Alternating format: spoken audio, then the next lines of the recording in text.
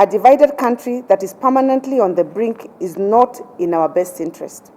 At the very minimum, we appeal to all leaders to wait for the BBI report to come out and stop polarizing the country of a report they have not yet seen.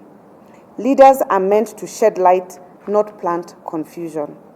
As a team, we made presentations to the BBI team, and we remain hopeful that the report will capture the women's agenda as we presented them, including the irreducible minimums as follows.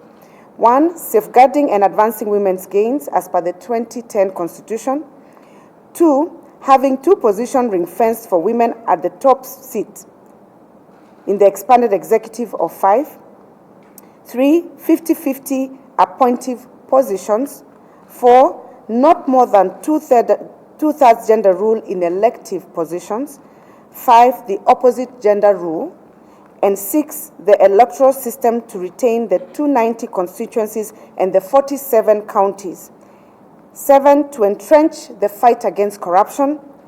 And 8, Kenyans investing and living anywhere in the country.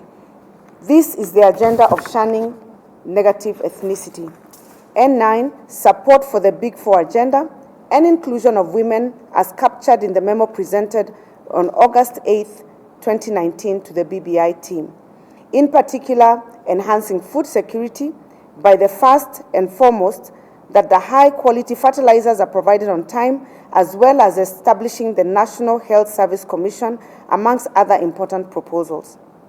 And as we said back then, when we started, we are deeply disturbed by increased cases of femicide and killings within families, which have only gotten worse lately. We reiterate our call to law enforcement to act and arrest the situation.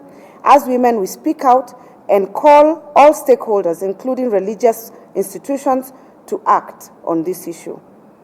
On the nation's moral fabric, we call upon all leaders from across the gender and political divide to stand up and speak out against this evil that is claiming our children and helpless women. Finally, as women leaders, we are supposed to be role models for our families and community. And as Embrace, we want to distance ourselves from the politics of insult. And therefore, we urge everyone to practice politics on an understanding that we can disagree without being disagreeable or insultive. As women, we have to accept that we are in a very unique position with regard to influencing families and the society. We cannot go low and expect our children and our society to go up.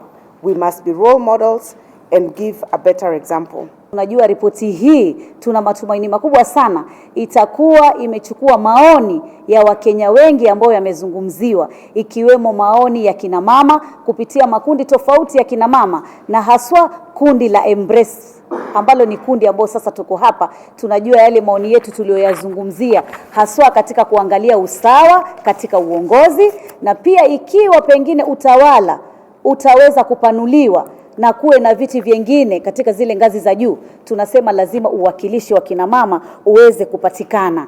Na pia tumezungumzia ya kwamba lazima tuangalie hizi jinsia mbili katika uongozi. Sasa hivi tunajua tuna mfumo wa ugatuzi, na ugatuzi tunajua kunakuwa na magavana na naibu wa gavana. Kwa hivyo sisi tulisema na tulitoa maoni ya kwamba ikiwa gavana ni mke, basi naibu atakuwa mwanamume. Ikiwa gavana atakuwa mwanamume, basi naibu atakuwa mwanamke.